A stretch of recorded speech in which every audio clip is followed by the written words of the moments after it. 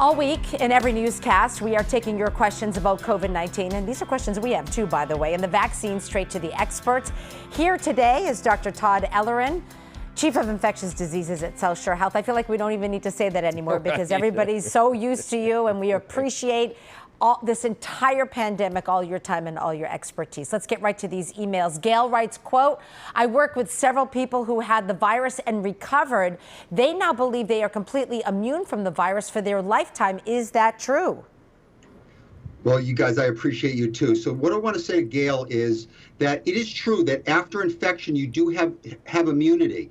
We don't know exactly how long it lasts, but most people, let's face it, we've been with the pandemic over a year. Most people don't develop reinfection. But here's the big but. We know now through multiple papers, and one just published recently in Nature, that vaccine-induced immunity gives you higher levels of those neutralizing antibodies, more so than even natural infection. So we do still recommend that all people who recover from natural infections still get vaccinated. All right, Dr. T, the next one comes from Susan. She says, I'd like to feel comfortable about attending in-person church services now that restrictions are being lifted, but the very thought fills me with anxiety.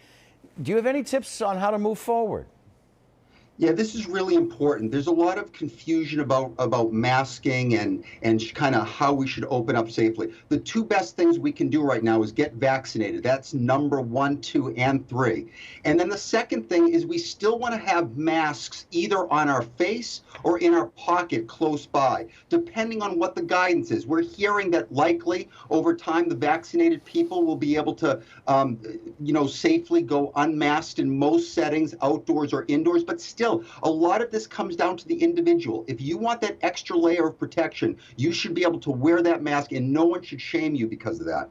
We've received a number of questions about allergies. Michelle wants to know, is it safe to get the vaccine if you have an allergy to bees that requires an EpiPen? And the answer is clear, and this comes from the American College of Allergy, Asthma, and Immunology. And what they say is that absolutely, if you have allergies to foods or medications or bee stings or anything like that, there is no increased risk of an allergic reaction to these vaccines. All right, Ed. So go ahead, 2 thumbs up. All right, Dr. T, we want to share one more piece of video before we go. Oh, he's cute. We want to ask you about the present that you had for he's so my cute. boy. Your certain young man who's 13, right, Brett, right? He is, yeah, he just turned 13, and he really set the stage, and I was proud of him. He did well. It's his first time in front of the camera, and appreciate you guys putting him on. He got the Pfizer shot. That's the first one, right? So he got to go back in 3 weeks to get the second one. How's he feeling? He's partially vaccinated. He's almost there. He feels well?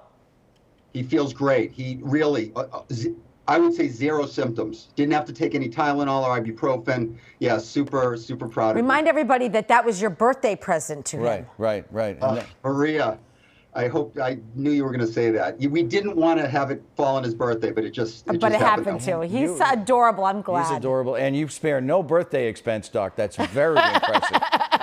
Very impressive. Dr. Ellerin, thank you for your time. Thank you, Dr. Ellerin.